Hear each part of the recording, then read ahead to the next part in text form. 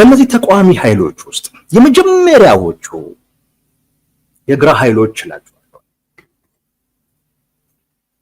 የግራ ኃይሎች በኢትዮጵያ ውስጥ ፖለቲካል ስፔክትረምን መነሻ ያደረገ ትግል አለ። ብዙ ከዛ ጋር ተያይዞ ትንታኔዎች አይሰጡም ምናምን፣ ምክንያቱም ያሉት ጥያቄዎችም እሱን ታሳቢ እንዲደረግ የሚያደርግ አይደለም። ነገር ግን በተለይ ከተማሪዎቹ እንቅስቃሴ ጋር ግን ተያይዞ ግን እንደዛ አይነት እሳቤ አለ። የግራ ኃይሎች እነዚህ የግራ ኃይሎች የባህር በር ጥያቄን በሚመለከት የሚያዩት ከርዕዮተ ዓለም አንፃር የኢምፔሪያሊስቶች አስተሳሰብ ነው፣ የተስፋፊዎች አስተሳሰብ። ኢትዮጵያ በታሪክ የባህር በር ኖሯት አያውቅም። በታሪክ የነበራት ከኤርትራ ጋር በፌዴሬሽን የተገናኘችው ጊዜ ነው። እሱ ደግሞ ፈረሰ። ፌዴሬሽኑን ያፈረሱት ጊዜ እንደገና በጦርነት ተለያዩ፣ ኤርትራ ማቀር ሆነች።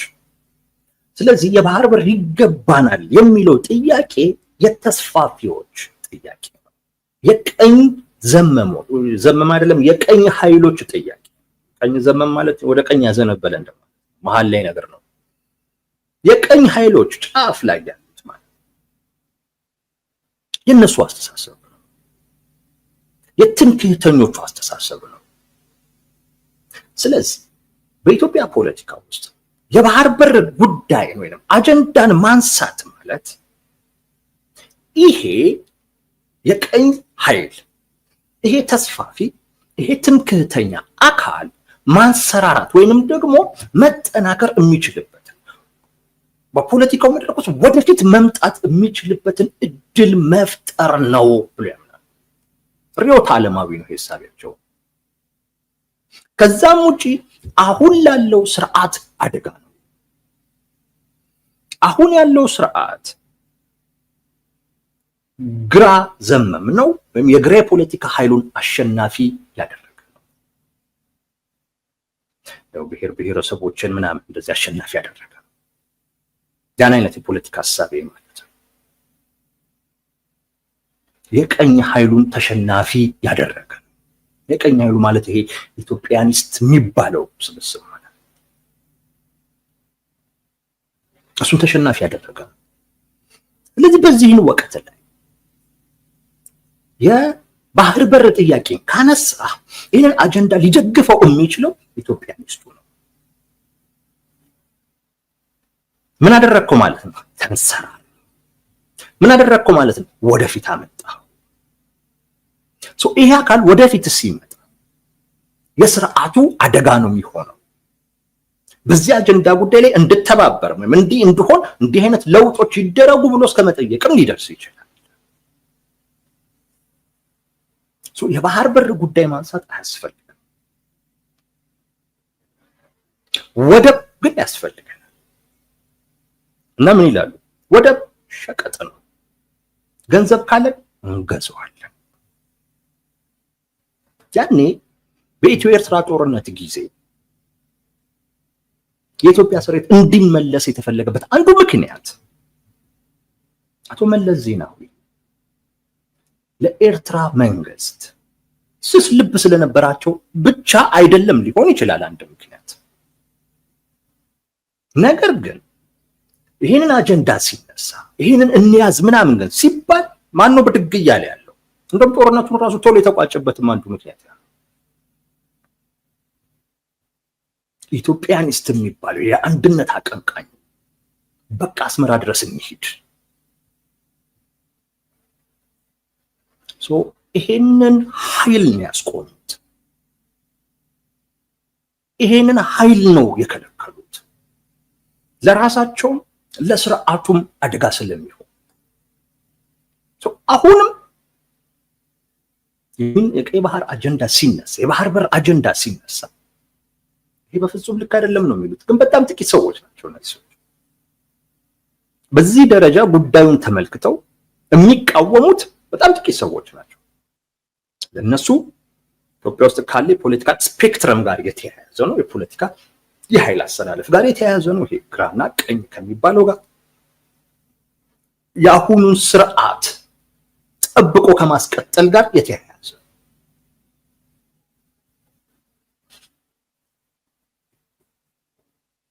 ከጠቅላይ ሚኒስቴሩ ጋር ከብልጽግና ጋር እንደዛ አይደለም የነሱ እነዚህ በግልጽ ነው የሚነግሩ የባህር በር አያስፈልግም ኖሮ መች ኖሮ ያውቃል። ኤርትራ በፌዴሬሽን ከኢትዮጵያ ጋር ስትገናኝ ነው ያኔ ነው ኢትዮጵያ በታሪክም ለባህር የቀረበችው። ካልሆነ ወይ በአክሱም ጊዜ ነው ኢትዮጵያ ኖሮ አታውቅም። ስለዚህ አሁን ይገባናል ማለት ሄደን እንንጠቅ፣ እንውረር፣ እንስፋፋ ማለት ነው። ይሄ ደግሞ የተስፋፊው አጀንዳ ነው፣ የዚህ ትምክህተኛው አጀንዳ ነው ይሉሃል ማለት ነው። አንደኞቹ እነዚህ የግራ ኃይሎች ናቸው፣ ተቃዋሚዎቹ ማለት ነው። ከባህር በር ጋር በተያያዘ ሁለተኞቹ ስልጣን ፈላጊዎች ናቸው። ስልጣን ፈላጊዎች ቅድም እንዳልኳችሁ የኢትዮጵያን የፖለቲካ ሁኔታ እንደዚህ አይነት አስተሳሰብ ኖሯቸው ማለት ነው ለኢትዮጵያ የሚጠቅማት የግራ ፖለቲካ አስተሳሰብ ነው የቀኙ ነው ምናምን ብለው የሚንቀሳቀሱ በጣም ጥቂቶች ናቸው። አብዛኛው ስልጣን ፈላጊ፣ አብዛኛው የስልጣን ፓርቲ ነው። ህወሓት እስከ መለስ ሞት ድረስ የስልጣን ፓርቲ አልነበረም። ያንን ግራ ዘመም ይዞ መቀጠል ነበር የሚፈልገው። ከዛ በኋላ ግን በዛ ደረጃ የሚያስብ አካል አልነበረም። የስልጣን ፓርቲ ነው። ብልጽግና የስልጣን ፓርቲ ነው የሚባለው። ብዙዎቹ እንደዛ ናቸው፣ የስልጣን ፓርቲዎች ናቸው። በቃ ስልጣን በሆነ መንገድ እናገኘው ነው። ምንድነው የሚያዩት? ህዝቡ ምን ይፈልጋል? በአብዛኛው በቃ የመንጋውን ነገር ነው የሚያጮሁለት።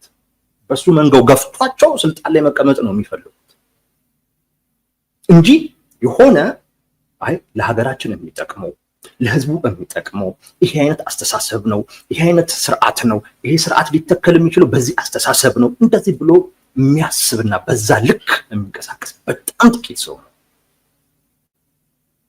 አብዛኛው ስልጣን ፈላጊ ነው። የባህር በር አጀንዳ መነሳትን የሚቃወሙት ስልጣን ፈላጊዎች አሉ።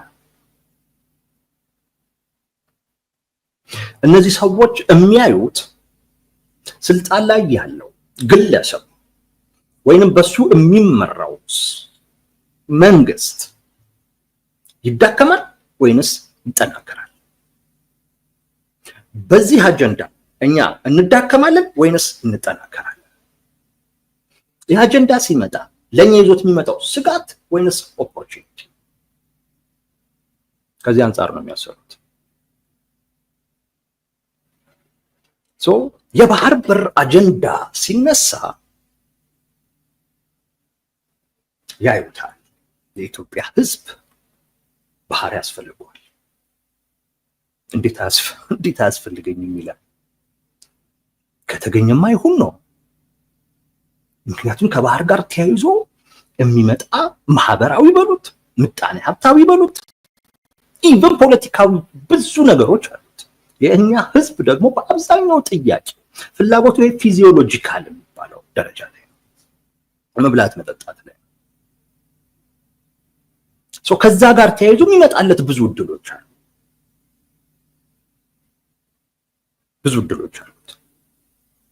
የሚገምታቸው ወይም ተስፋ የሚያደርጋቸው የባህር በር አለ ሲባል ተስፋ ታደርጋለህ። ከዛም ግን ባለፈ የባህር በርን ጉዳይ እንደ ኩራት ጭምር ነው የምናየው። ኢትዮጵያውያን እንደ ኩራት ጭምር የተነጠቅነው በግፍ ኢቭን እንደ ሽንፈት እንደ ቁጭት ነው የምናየው። ይጸጽተናል። አባቶቻችን እናቶቻችን ደማቸውን አፍስሰውበታል። የኢትዮጵያ ሀብት ፈሷል እኮ እንደዛ እንኳን ሆኖ ሁሉ አጣ ነው። የኛ ፍላጎት ሳይጠየቅ የኛ ፍላጎት ከግምት ሳይገባ ከሁሉም በላይ ደግሞ በራሳችን መንግስት ያጣነው እኔም ቁጭት አለው። ይሄ አጀንዳ ሲነሳ ይሄን አጀንዳ ያነሳውና ያስፈጽመዋል ተብሎ የሚታሰበው አካል ቅቡል የመሆን እድሉ አብዛኛው ሰው በዙሪያ የማሰባሰብ እድሉ ሰፊ ነው። አንዳንድ ሰዎች አሁን ይሄ አጀንዳው የሆነው እኮ አካል ጦርነት ውስጥ ነው ይላል። ብዙ ጊዜ ይሄ የቀይ ባህር ጉዳይ ሀገራዊ ጉዳይ በጣም አጀንዳው የሆነው አካል የአማራ ማህበረሰብ ብቻ ተደርጎ ይታያል ነው፣ ግን ብቻ ግን አይደለም። እንደውም እውነቱን ልንገራችሁ በአብዛኛው ሀገሪቱ ውስጥ በአብዛኛው ከተማ ውስጥ ነው ይሄ የኢትዮጵያዊነት ስሜት ያለው። እንደውም በአብዛኛው አማራ ክልል ላይ የጎጠኝነት ስሜት እንትን አለው።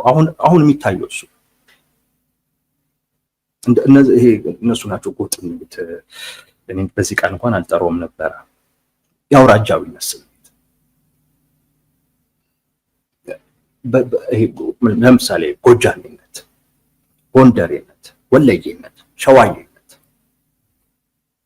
እንደዛ ነኝ ነው የሚሉ እኔ ነኝ የሚሉትን ሰዎች ስለማከብር ነው ጎጥ እያልኩ አጣጥዬ መጥራት ማልፈልገው እና አሁንም ስሳሳት ቶሎ ለማስተካከል የፈለኩት ለዛ ነው። ነኝ የሚለው ህዝብ ብዙ ነው። ይሄንን ማንነቱን የሚወድ ብዙ ነው። ለዛ ነው ጎጥ ብዬ ማጣጣልም አልፈልገው። ሲጣጣልም ልክ አይደለም ባይ ነው። ግን በቃ አውራጃ ነው፣ አውራጃነት ሊባል ይችላል። ደህና ቃለው ብዬ ነው እሱ ነው። የአማራ ክልል ላይ ይሄ አለ ነው ማለት። የኢትዮጵያዊነት ስሜት በአብዛኛው ኢትዮጵያ ውስጥ ከተማ ውስጥ በብዛት ነው እና የተሸነፈም አካል በቃ ማለት ባይተዋር ሆኖ ከፖለቲካው የተገለለ ነው እንጂ ዝም ያለና ሳይለንት የሆነ ነው እንጂ የሚቀሰቅሰው የሚሰበስበው የሚያደራጀው ካገኘ ደንበኛ የስልጣን መሰረት 20-30 ዓመት ያቆያል በስልጣን ማለት ዴሞክራሲያዊ ስርዓት አልዘረጋም በዛ መጠን መቀጠል እፈልጋለሁ ካልክ ያቆያል፣ እየተዋጋህ ያቆያል።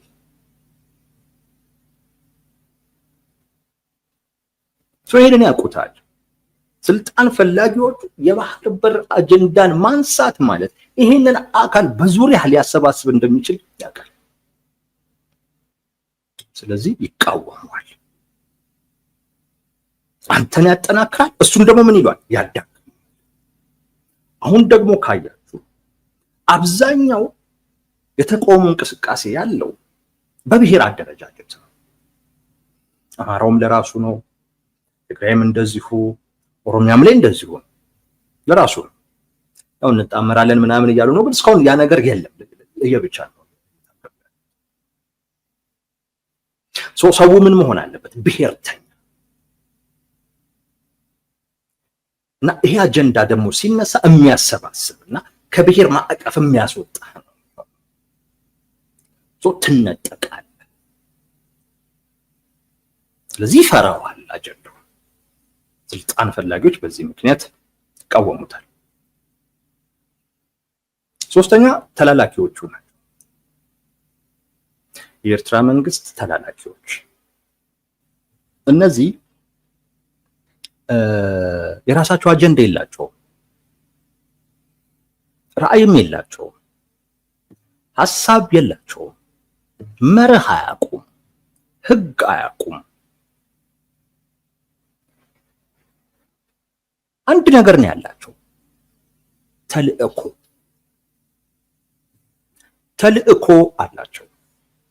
ይሄ ተልእኮ ከኤርትራ መንግስት የተሰጣቸው ተልእኮ የኤርትራን መንግስት ፍላጎትም ላያውቁት ይችላል። ጠይቀውም ከተነገራቸው እውነት ይሁን ውሸት እሱንም ላያውቁት ይችላል። ግን እሱን የማስረጽ ግዴታና ተልእኮ አለባቸው። የኤርትራ መንግስት የሚላቸው የኤርትራ መንግት ኢትዮጵያ እንድትጠናከር እንፈልጋለን ሲላቸው እንዲሄው የኤርትራ መንግስት እኮ ይሄን ይፈልጋል፣ ፕሬዝዳንት ኢሳያስ አፈወርቂ እኮ ይሄን ይፈልጋል ብለው የሚያወሩ ናቸው። በቃ ተልእኳቸው የፕሬዝዳንት አፈወርቂን ንግግር አምነው ለኛ መንገር ነው። አርጎ የተባሉትንም ማድረግ ነው። በጣም በሚገርማችሁ ሁኔታ ከማንኛውም አካል ጋር ይሰራሉ። ኢትዮጵያ ውስጥ አለ የተባለ ግጭትን አነፍንፈው ኢትዮጵያ ውስጥ ግጭት ይፈጥራል ተብሎ የሚታሰብ አካልን አነፍንፈው አጉልተው የሚያሳዩ እና ከሱ ጋር የሚሰሩ ናቸው። ተልእኳቸው ይሄ ነው። እነዚህ ሰዎች አምርረው የባህር ጉዳይን ይቃወማሉ። ለምን? ቅድም እንዳልኳችሁ የባህር በር ጉዳይ ሲነሳ የሚረበሹ የኤርትራ መንግስት ነው።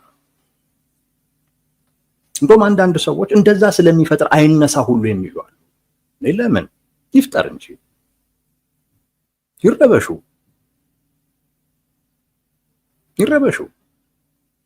ጎረቤት ሰላም ሲሆን ነው ሰላም የምታገኘው። ጎረቤት ሰላም ከሌለው ሰላም አታገኘው። አንድ ሁለተኛ፣ የኤርትራ መንግስት ስለኛ ማያስብ ከሆነ እኛ ስለነሱ የምናስብበት ምንድን ነው ምክንያቱ? ጭራሽ ለማፍረስ ጭራሽ ኢትዮጵያ እንዲህ አይነት ነገርን በኤርትራ በኩል ብቻ እኮ አይደለም በሶማሊያ በኩል እንዳታገኝ በዛ ደረጃ እኮ የሚንቀሳቀስ እኮ ነው።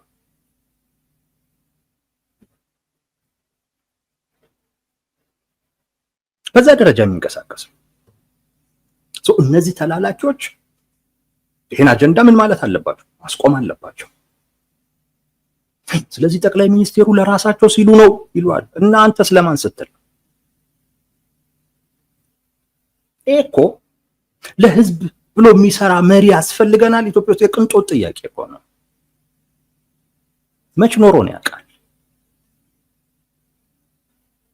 በነገራችን ላይ ለህዝብ የሚሰራ መሪ በፈቃዱ አይደለም የሚመጣው፣ በስርዓት ነው የምናመጣው።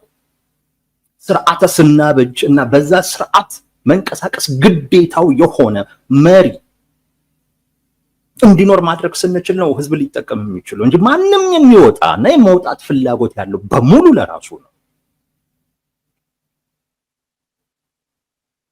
ነው። ስርዓት እንፍጠር የምንለው እኮ ለዛ እኮ ስርዓት ስትፈጥር ህዝብ በዛ ስርዓት ውስጥ ፓወር ሲኖረው አውጪና አውራጅ ሲሆን ያኔ የራስህን ፍላጎት ከህዝብ ፍላጎት ጋር እያጣጣምክ መሄድ ግዴታ ይሆንብሃል። ካልሆነ ያወርዳል። ይሄ በሌለበት አይነት ሁኔታ አንተም ለራስህ ነው፣ ሁሉም ለራሱ ነው። ስለዚህ መንግስት ለራሱ ሲል ነው እና ዞሮ ዞሮ ስልጣኑን የያዙ ሰዎች ናቸው ፓወሩ ያላቸው፣ ህዝብ ጋር አይደለም ፓወሩ። ስለዚህ ህዝብ ምንድነው ፋንታው ማለት ነው? የሱ ፍላጎትና የዛ መሪ ፍላጎት ሲጣጣም ያን ይደግፋል፣ ካልተጣጣም አይደግፍም።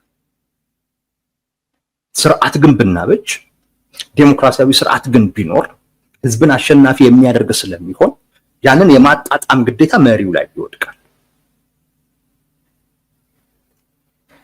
አሁን ግን ባለው ሁኔታ ህዝብ ተሸናፊ ነው፣ ገዢዎች ናቸው አሸናፊዎች።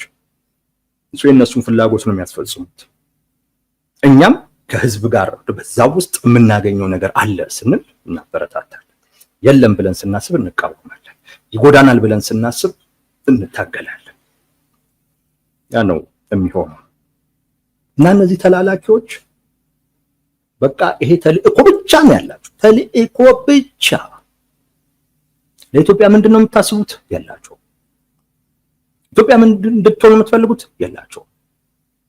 ትላንትና ብሔርተኞቹን ጠልተው ይሄ ህገ መንግስት ካልወረደ ምናምን ሲሉ ልሰማቸው ትችላላችሁ። አሁን ላይ ይሄንን ህገ መንግስት ይሻሻል ቢባል ተቋሚ ነው። ለምን? ተልእኳቸው ያ ትንሱ ሰላም እንዳይመጣ አርጉ፣ መረጋጋት እንዳይኖር አድርጉ። ስለዚህ የራሳቸው ኮዝ ኖሯቸው ትግል ውስጥ የገቡ ተቋሚ ውስጥ የሆኑ አካላቶች ላይ በሙሉ እንደ መዥገር እየተለጠፉ ኢቭን ትግል ያከስማሉ። አይገርም? ትግል ያ ትግል በሌላ አይነት እይታ እንዲታይ ያደርጋሉ። ልክ እነሱ ሲገቡበት እዛ ትግል ልክ እነሱ ሲለጠፉበት ያ ትግል መጠርጠር ይጀምራል። ታውቋቸዋላችሁ በስም እነዚህ ተላላኪዎች ይቃወሙታል። ሶስተኞቹ እነዚህ አካላት ናቸው። አራት ብሔርተኞቹ ናቸው። ብሔርተኞች ይቃወሙታል። ሶስቱን ልንገራችሁ። ስም ባልጠራ ደስ ይለኛል። የብሔሮቹ አንደኛው ያው ኢትዮጵያ ውስጥ ገዢ መሪው በብሔር ይታያል፣ ቡድንም ከሆነ በብሔር ይታያል። ለምሳሌ ጠቅላይ ሚኒስትር አብይ አህመድ ከኦሮሞ የመጡ ናቸው ብሎ የሚያምነው ብዙ ነው። የኦሮሞ ብሔርተኛ ናቸው ብሎ የሚያስበው ብዙ ነው። በነገራችን ላይ አለ ይሄ ልክ ህወሓትንም የትግራይ ፓርቲ ነው በቃ ለትግራይ ነው የሚሰራው ተብሎ እንደሚታሰበው አይነት ማለት በዛ አይነት መልኩ ፖለቲካን የሚተነትኑ ሰዎች አሉ። ፖለቲካውን በዛ አይነት መልኩ የሚቃኙ ሰዎች አሉ። እያንዳንዱን ግለሰብ እያንዳንዱን እንቅስቃሴውን የብሔር ትርጉም የሚሰጡት ማለት በኢትዮጵያ ውስጥ የባህር በር ያሳጣ ብሔር አለ፣ የባህር በር ለማስገኘት የሚንቀሳቀስ ብሔር አለ።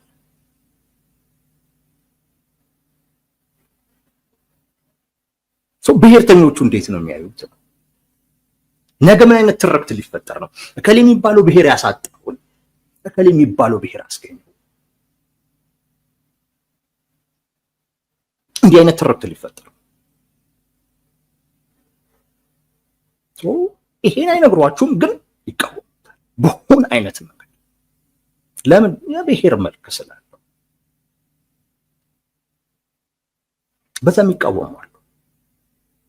ሌላኛው ደግሞ ኢትዮጵያዊነትን በመበየን በኩል የኢትዮጵያን ብሔራዊ ጥቅሞችን በሚመለከት ከኔ በላይ ታማኝ የለም የሚል ደግሞ ብሔርም አለ። ይሄም አካል ሌላኛው ብሔር ይሄ ባህር በርን ጉዳይ ቢያስገኝ ቢያመጣ የበለጠ ያኛው ምን ሊሆን ነው? ታማኝ። ጠቅላይ ሚኒስትሩ ደግሞ የመጡት ፖለቲካሊ ማይኖሪቲ ከሆነ የማህበረሰብ ክፍል ነው። የኦሮሞ ህዝብ በቁጥር ብዙ ቢሆንም ግን የፖለቲካ ጥያቄዎቹን ካያችሁ አንድ ማይኖሪቲ የሆነ አካል ለዚያውም ደግሞ ድንበር አካባቢ ላይ ያለ የተገፋ አካል የሚጠይቀውን ጥያቄ ነው የሚጠይቀው። ለዛ ነው ፖለቲካሊ ማይኖሪቲ ነው ኦሮሞ የፖለቲካ ጥያቄዎቹ። ከዛ ነው የመጡት። የሚያቀነቅኑት ግን ፖለቲካሊ ማጆሪቲ እንደሆነ አድርገው ነው። የባህር በር ጉዳይ ምናምን እንዲህ ነገር ነው ኢትዮጵያ ንግግራቸው ምናምን። ይሄ በኢትዮጵያዊነት ከኔ በላይ ተወዳዳሪ የለም፣ የኢትዮጵያ ብሔራዊ ጥቅም ይሄ ነው በሚለው ረገድ እኔ ነኝ በያኙ። እኔ ስፈልግ አርበኛ መሆን እችላለሁ፣ ስፈልግ ደግሞ ከሌላ ሀገር ጋር እየሰራሁ ባንዳ መሆን እችላለሁ፣ ማንም የሚነካኝል ምናምን የሚል አለ። አሁን ይሄ አካል ምን ሊገጥመው ነው? ቻሌንጅ። አንተ እከሌ የሚባል አደረጃጀት ፈጥረህ ታገል፣ እከሌ የሚባለው ብሔር የባህር በር ያመጣ የሚል ትርክት ሊፈጠር። በዚህ ምክንያት ይቃወሙታል።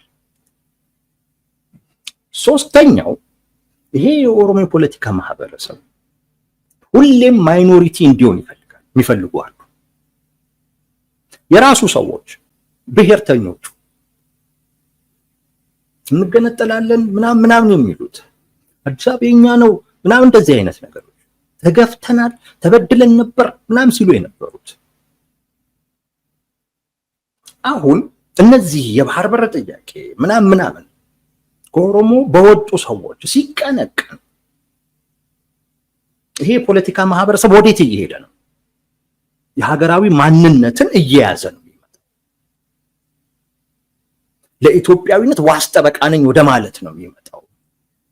ከኔ በላይ ኢትዮጵያዊ ማን ነው ባይ ሊሆን ነው። ነገ ከነገ ወዲያ እንደዛ አይነት ትምክት ሊፈጠር ይችላል እዛ አካባቢ። ልክ ሌላው ጋር ያየነው ቅድም ያልኳችሁ ኢትዮጵያዊነትን መበየነው እኔ ነኝ የሚለው አይነት አካል ኦሮሞ ውስጥ ሊፈጠር ይችላል። ግንድ ነኝ፣ ስር ነኝ፣ አያያዥ ነኝ፣ የባህር በር ሁሉ ያመጣ ነው እኛ ነን፣ ለኢትዮጵያ ከኛ በላይ እንትን ያለ ማን ነው ምናምን ወደ ማለት ሁሉ ሊመጣ ነው። እና ምን ነካችሁ? ኦነግ እንዴት ደስ ይለዋል? በዚህ ኦፌኮ እንዴት ደስ ይለዋል? ኦላ እንዴት ደስ ሊለው ይችላል? በግለሰብ ደረጃ ጥሯቸው። ይሄን አስበው የሚቃወሙ አካላቶች አሉ።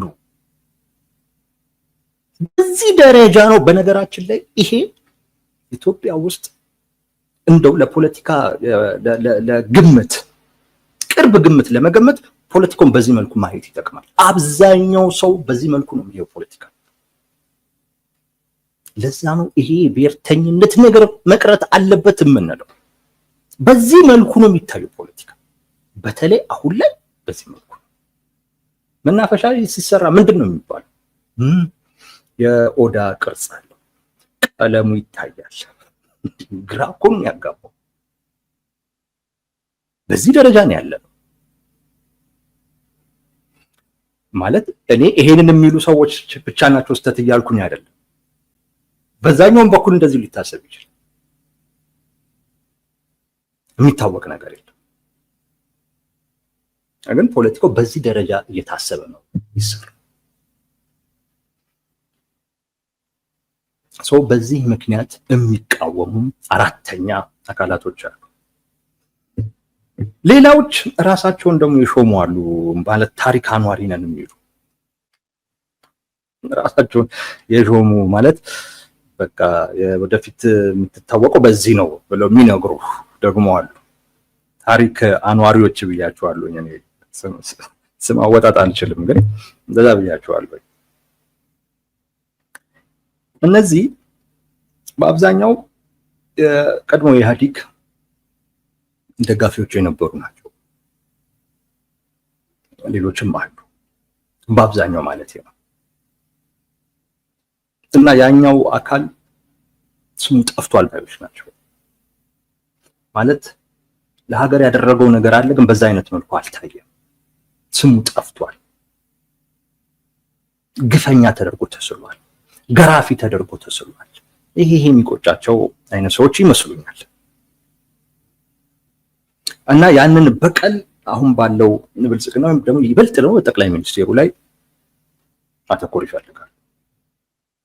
እና በየትኛውም መልኩ የጠቅላይ ሚኒስቴሩ በበጎ መጠራት የለባቸው። በየትኛውም መልኩ በበጎ ሊያስጠራቸው የሚችል ነገር በጭራሽ መኖር የለበትም።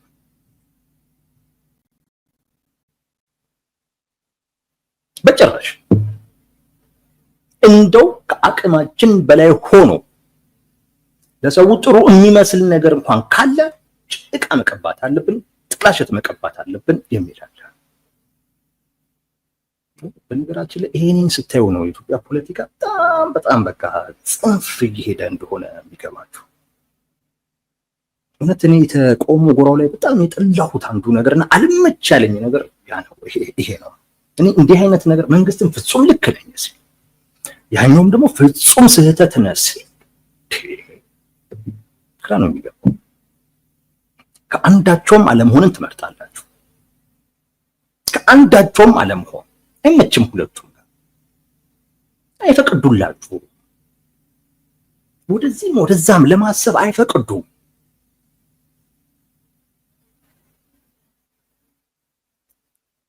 የሰው ልጅ አእምሮ እኮ ምድር እኮ ትጠባዋለች። ማሰብ እኮ አለብን። ያን አይፈቅዱም። እና ሁለቱም ጋር ችግር አለ። ራሱ መንግስትም ፍጹም ልክ ነኝ ባይ ነው፣ ይህም ፍጹም ስህተት ነው ባይ ነው። እና ማጠልሸት የሚፈልጉ ሰዎች አሉ። ራሳቸውን ታሪክ አኗሪ ነው አድርገው የሚያዩት። በዚህ ነው የምትታወሰው፣ በዚህ ነው የምትታወሰው እንዲህ የሚባለውን ነገር ብነግራችሁ በደንብ ትለዩዋቸዋላችሁ። እነዚህ ታሪክ አኗሪዎች ናቸው። የባህር በር ቢገኝ አስቡት፣ የጠቅላይ ሚኒስቴሩን ስም ማለት ምን ያህል ጭቃ ልትቀበው ትችላለህ? ይሄንን ስኬት ቢገኝ ነው ማለት ምን ያህል ጭቃ ቀብተህ አቋሽሸ ማሳየት ትችላለህ? ራስን ትዝብት ውስጥ ከመጣል ውጭ የትም አትደርስም። ከተገኘ ነው ሳይገኝ በፊት ነው ትግሉ። አጀንዳው ደግሞ ባለፈው እንዳልኳችሁ ከተያዘ ህዝቡን ማስተባበር ከባድ አይደለም። ዓለም አቀፋዊ ሁኔታውን እንደምታዩት ነው። የመገኘት እድሉ ሰፊ ነው። ይህ መንግስት ደግሞ የሚወስን ነው። አንድ እንትን አለች፣ እሷ ላይ እመጣላችኋለሁ። በጣም የሚያገን ነው።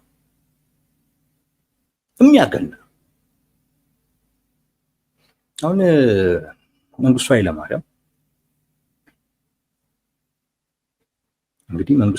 27 ዓመት ሲቀጠቀጥ ነበር። ስማቸው ሲቀጠቀጥ ነበር። ግን በተቀጠቀጠው ልክ ስማቸው ጠፍቷል? አልጠፋም። ለምን? የኢትዮጵያን አንድነት ለማስጠበቅ ሲሉ እንግዲህ እኮ የፈጸሙት እኮ ገፍ ብዙ እኮ ነው። ግን ያን ሁሉ እኮ ለዚህ ብለው ነው የሚባለው። ያ ሁሉ እኮ ለዚህ ተብሎ ነው። ያ ሁሉ እኮ ኢትዮጵያን ስለሚወዱ ነው። እንደዛ ነው የሚባለው። የባህር በር ተገኘ ማለት ኢትዮጵያ ውስጥ የብልጽግና መንግስት ከመጣ ጊዜ ጀምሮ የደረሱ ግፎችን በሙሉ ያጠፋል እያልኩ አይደለም። እንዲሁ ነው። ሰው ጭራሽ የማይቆጥራቸውም ጭራሽ ይረሳቸው። ጠቅላይ ሚኒስትሩ ትልቅ ገናና ሊባል የሚችል ስም ነው የሚኖራቸው።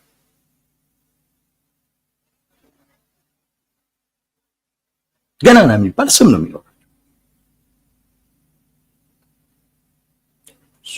በታሪክ ቢያንስ የሚወሱበት አንድ ትልቅ ለኢትዮጵያ የዋሉት ውለታ ተደርጎ ይቆጠርላቸው። ትልቅ የዋሉት ውለታ ተደርጎ ነው የሚቆጠረው። ይሄ ከመሆኑ በፊት ምን መሆን አለበት? መቀጥቀጥ። ይህ አጀንዳ መውደቅ አለበት። ለነዚህ ሰዎች መውደቅ አለበት። ዛትማች አቅም ላይኖራቸው ይችላል፣ ግን የሚችሉትን ሁሉ ያደርጋል። የሚችሉትን ሁሉ ይሄን አጀንዳ ለማስጣል። እነዚህ ታሪክ አኗሪዎች አምስተኞቹ ናቸው። ስድስተኞቹ ቅናተኞች ብዬ የጠራኋቸው ናቸው።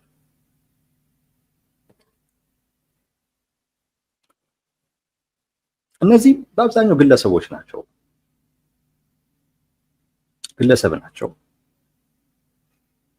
ስልጣን ይፈልጋሉ። ራሳቸውን መሪ አድርገው ያያሉ፣ ወይም ደግሞ መሪ ሆኖ ማየት ይፈልጋሉ። እና በዛን ወቅት ሌጋሲያቸው እያንዳንዱ ራሱን መሪ አድርጎ የሚያይ ሰው የሆነ ሌጋሲ ቢኖሩ ይመርጣል። እና ሌጋሲያቸው ይሄ ቢሆን ይፈልጋሉ። ቀላል ትርጉም አይደለም። ለኢትዮጵያ ቀይ ባህርን ወይም ቀይ ባህር አለ የባህር በር አመጣ ማለት ተውት ማለት ኢትዮጵያ ትበለጽጋለች እያልኳችሁ እኮ አይደለም። ኤርትራ ተሸክመው መች በለጸገች? ሶማሊያ አሏት፣ ግን ምን ሆነች? ብዙዎቹ የአፍሪካ ሀገራት እኮ አላቸው እኮ፣ ግን ምንም እኮ የትም እኮ የደረሱት እኮ የለም እኮ። እንደውም ብዙዎቹን እኛ ለአንድ ሮክድ ሆነን ሁሉም በልታቸዋለን።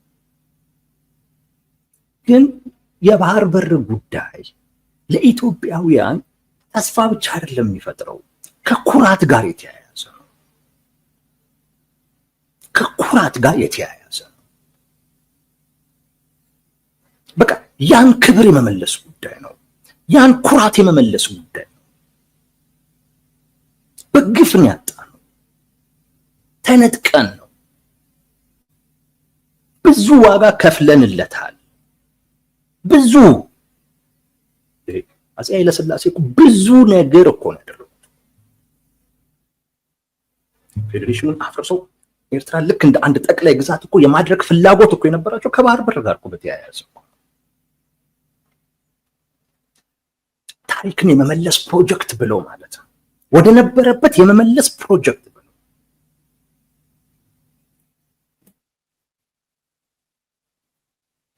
ይሄ ሌጋሲያቸው ቢሆን የሚፈልጉ ሰዎች አሉ። እነዚህ ሰዎች ምንም ችግር የለብንም።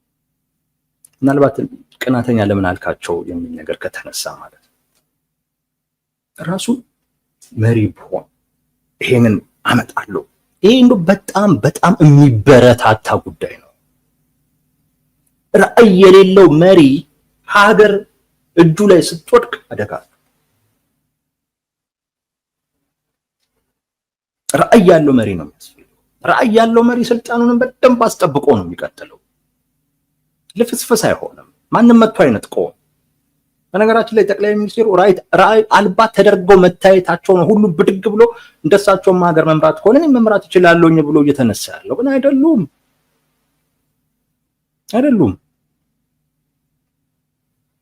ይሄ ሌጋሲያቸው እንዲሆን ነው የሚፈልጉት። ጠቅላይ ሚኒስትሩ ከሳቸው በፊት ከነበሩ መሪዎች ከንጉሶቹ በኋላ ከመጡት ማለት ከሳቸው በፊት ከነበሩ መሪዎች የበለጠ የሆነ ትልቅ ሌጋሲ አኑረው መሄድ ይፈልጋሉ። ባለፈው እንዳልኳችሁ በአፄ ሚኒሊክ ደረጃ መታየት ይፈልጋሉ። ይታያሉ አይታዩም? አይ ቲንክ ብዙ እድሉ የሚኖራቸው አይመስልም። ግን ይሄ ባህር በርን ግን ማምጣት ግን በዛ ደረጃ ስም ባያሰጥ ግን በቃ ትልቅ ቦታ ግን የሚያሰጥ ነው።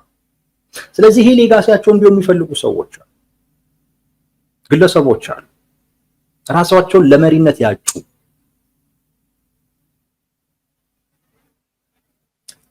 ይሄንን ጠቅላይ ሚኒስትሩ ሲነጥቁት ወይም የራሳቸው ሲያደርጉት የሚፈጠር የቅናት ስሜት አለ። ምክንያቱም እኔ ባሳካው ይሻለኛል ከሚል ማለት ነው።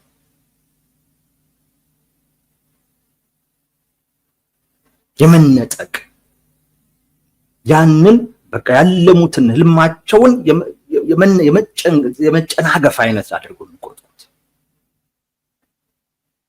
እንትኑ እኮ ጥሩ ነው መንፈሱ። የቅናት ስሜት ማደሩ እኮ ችግር እኮ የለው።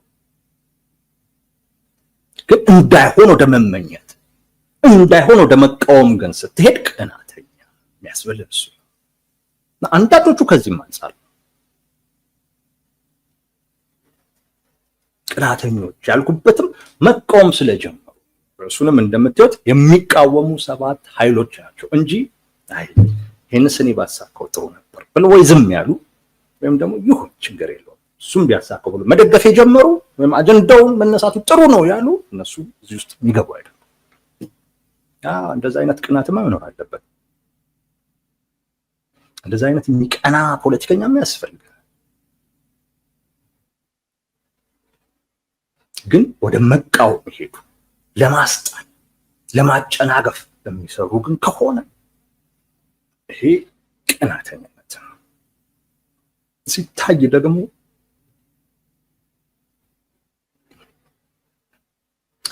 ማለት የሁላችንም ውስጥ ያቀርባል።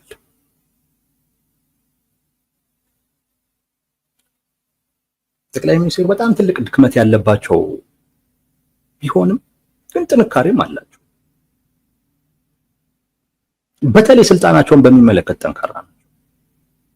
ከዛ ውጪ የሆነ ነገር ፈጥረው ነው ይፈልጋል እና ደግሞ ሌት ተቀን ይሰራል። የሚታወቅ ባህሪያቸው ጥንካሬያቸው ነው።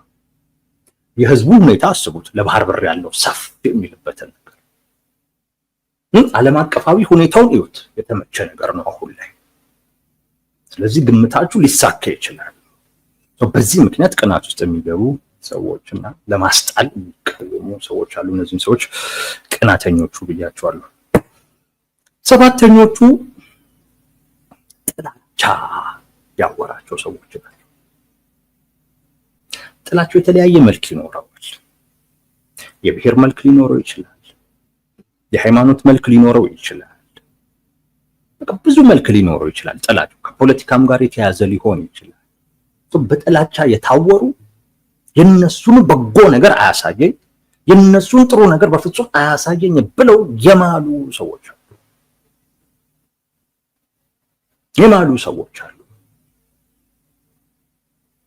እንደዚህ ልክ ስትሆኑ የሀገርን ጥቅም እና መንግስትን ለይታችሁ ማየት ይሳናል። እነዚህ የመጨረሻዎቹ ቅናተኞቹ ያልኳችሁና ጥላቻው ውስጥ ያሉት ችግራቸው ኢሞሽናሊ ኢንተለጀንት አለመሆን፣ ስሜትን መግዛት። ይታደሉታል እንጂ አይታገሉትም። አንዳንድ ጊዜ በህይወት ውስጥ ስለፈለክ ብቻ ለዛ ስለሰራህ ብቻ አይሆንም። እድልም አስፈላጊ ነው። የጠቅላይ ሚኒስትር አብይ አህመድ አገዛዝ በጣም እድለኛ ነው። በብዙ ነገር አየሁት። እድለኛ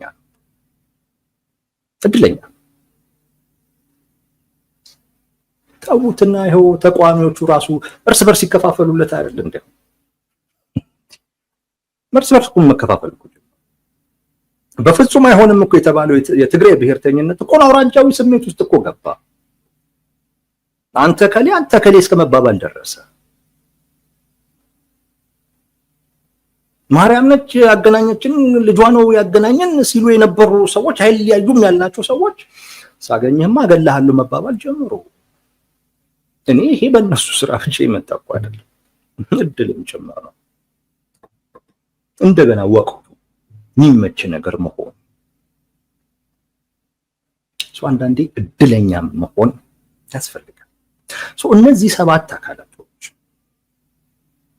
ይኸውላችሁ እንደዚህ ለማሰብ እንደዚህ ለመሆን ምክንያት ሊኖር ይችላል። የጠቀስኩላችሁ ምክንያቶቻቸውን ግን ምንም ቢሆን ምንም ምክንያት ቢኖር ከሀገርህ በተቃራኒ ከሀገርህ ጥቅም በሌላ በተቃራኒ አትቆምም። እንዳልኩ ስጋት ካለ ስጋትን ትገልጻለህ። ምንም አይነት ምክንያት ከሀገርህ በተቃራኒ ለመቆም እሱን ጀስቲፋይ የሚያደርግ ምክንያት አይደለም። ትዝብት ላይ ይጥል ይሆናል። ይሄ መንግስት አጀንዳውን አንስቶታል። ያሳካዋል አያሳካውም እንደኛ ሁኔታ ይወሰናል። አረ እንዴት ይሄን አምነዋለሁ ልትል ትችላለህ። ሌላው ደግሞ አምነዋለሁ ይችላል፣ ልትከራከርበት ትችላለህ። ግን የሆነ ነገር ግን ደብቀህ ከልብህ እንዳይሆን እየፈለክ ሰበብ ግን መፍጠር አያስፈልግም። እነዚህ 7 ኃይሎች የባህር በር አጀንዳ እንዲነሳ የማይፈልጉ አካላቶች ናቸው። አንድን ሰው፣ አንድን ቡድን፣ አንድን ሚዲያ የተለያየ ቦታዎች ውስጥ ልታገኙ ትችላላችሁ። አንዱ ላይ ብቻ አይደለም፣ የተለያየ ቦታዎች ላይ ልታገኙት ትችላላችሁ። እና አሁን ደግሞ ገና ይህ አጀንዳ መነሳቱ ስለሆነ በጣም ይበዛል። ለማሳቀቅ የሚሞክሩት፣ ለማስጣል የሚሞክሩት ምናምን የምታያቸው ለዛ ነው። ምናልባት እዚህ የሚርመሰመሱም ካሉ ከነዚህ ውስጥ አንዶቹ ናቸው። የሆነ ፍላጎት አላቸው። ጤነኛ ሰው ሀገሩ ላይ አያሴርም።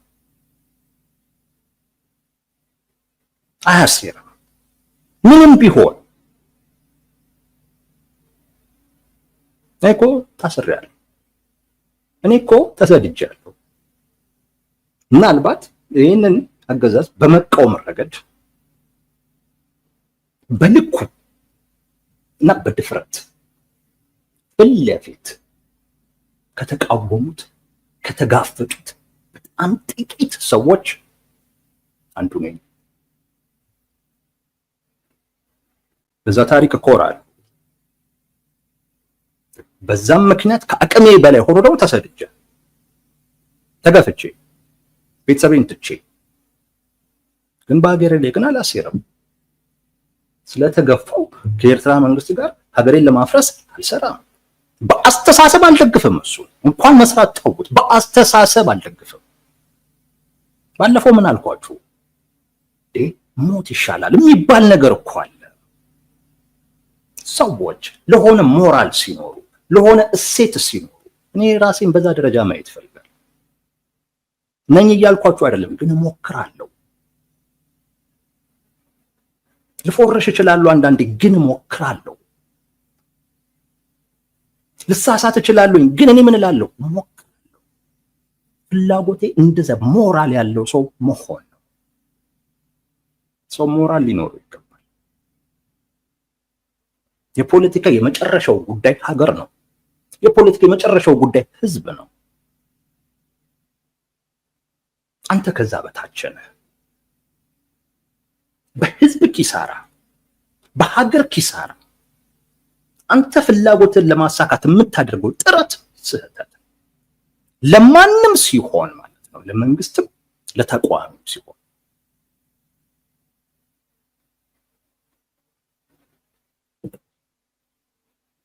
ከኤርትራ መንግስት ጋር እሆናለሁ እተባበራለሁ የሚል አካል ነው እንግዲህ ብድግ እያለ እኛን በብልጽግና ሊያሸማቅቀን የሚሞክረው።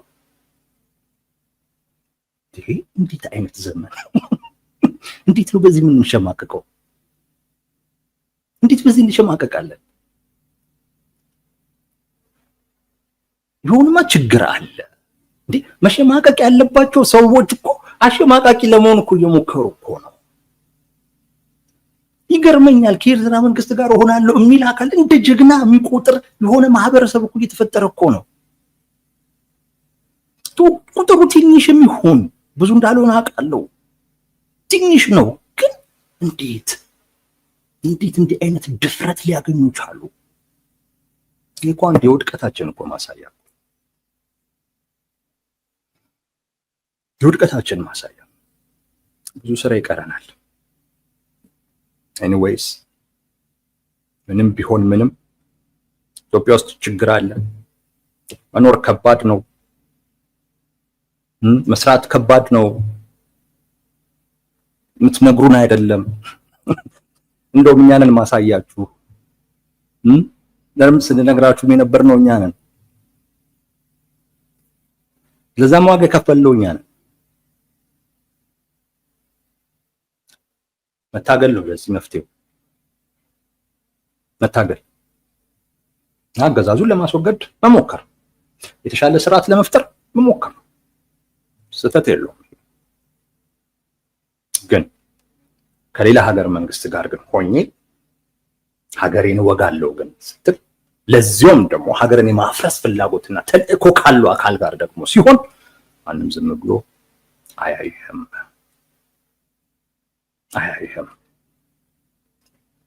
አንተ ሞራል አጥተህ መሸማቀቅ በሚገባህ ጉዳይ ስላልተሸማቀቅ ነገሩ ልክ አይሆንም። የሚያሳየው ያንተን ሞራል አልባነት ነው። ለማንኛውም ሰው ግልጽ ሊሆን ይገባል። ለዛሬ በዚህ ርዕስ ጉዳይ ይህን ያክል ካልን በቂ ይመስለኛል። ለነበረው መቆራረጥ ይቅርታ ጠይቃለሁ። በሌላ ጊዜ በሌላ ርዕሰ ጉዳይ ደግመን እንገናኛለን። በያላችሁበት ሰላማችሁ ይብዛ። ጤና ይስጥልኝ።